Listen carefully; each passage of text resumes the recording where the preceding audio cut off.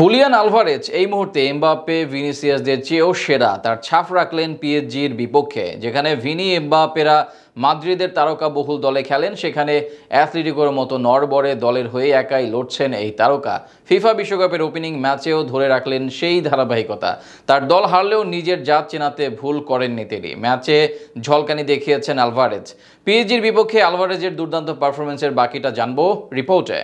দলগত খেলা ফুটবল কি কখনো একাও খেলা যায়? হ্যাঁ, যায়।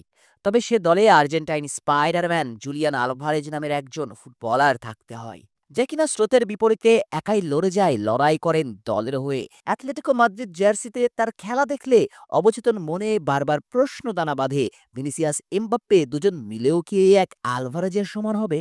প্রশ্নের উত্তরখানা কি দিবেন সেটা আপনি ভাবতে থাকুন। আপাতত সিট24 নিউজ আপনাদের কি স্পষ্ট করছে কোন যুক্তি বলে ভিনিসিয়াস এমবাপ্পে মিলেও এক আলভারেজের সমান হবে না। সর্বশেষ রাতে অ্যাথলেটিকো মাদ্রিদ নেমেছিল বর্তমানে ইউরোপের মহাপরিক্রমশালী পিএসজির বিপক্ষে, আর এই ম্যাচে পিএসজির বিপক্ষে এক হালি গোল হজম করেছে স্প্যানিশ ক্লাবটি। কিন্তু দলের এমন হজবরল পারফরম্যান্সের রাতেও কি দুর্দান্ত ফুটবল উপহার দিয়েছেন আর্জেন্টাইন তারকা। ম্যাচের একেবারে শুরুর গল্পে ফ্রিকিক পেয়েছিল মাদ্রিদের লাল বাহিনী, আর সে ফ্রিকিকটা কি সুনিপুণ শিল্পকর্মে ফুটিয়ে তুললেন, পুরো পিএজিকে নাড়িয়ে দিলেন স্পাইডারম্যান।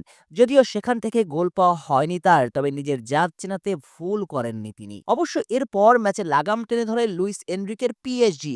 বল পজিশন, প্রেসিং অথবা বল লুজ করলে কুইক কাউন্টার প্রেস করে আবার নিয়ন্ত্রণ নিয়ে একতরফা ফুটবল খেলতে থাকে ফরাসি জায়ান্টরা। ফলাফল বিরতিতে যাবার আগেই 2-0 লিড পায় পিএসজি।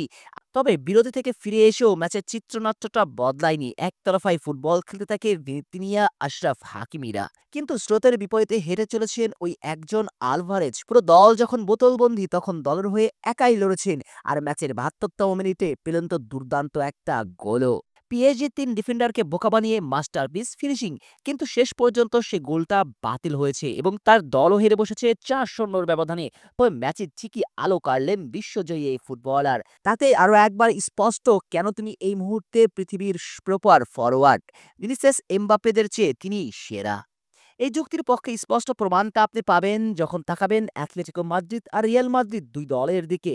যেখানে ভিনি এমবাপ্পেরা খেলছেন রিয়াল মাদ্রিদের মতো তারকাবহুল দলে, জুড বেলিংহ্যাম, লুকা মদ্রিচদের মতো অভিজ্ঞতা পান এমবাপ্পে ভিনিরা, সেখানে আলভারেজ অ্যাথলেটিকের হয়ে লড়ছেন একাই। দলের যখন যেখানে প্রয়োজন সেখানে পারফর্ম করছেন।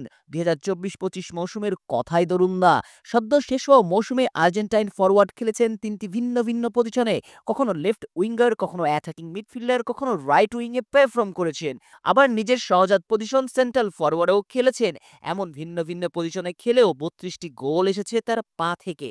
অপরদিকে এমবাপ্পে, ভিনিসিয়াসরা নির্দিষ্ট পজিশনে খেলে গিয়েছেন। এগুলো থেকে ভাবলে আলভারেজই তো পরিপূর্ণ ফুটবলার, তাই নয়?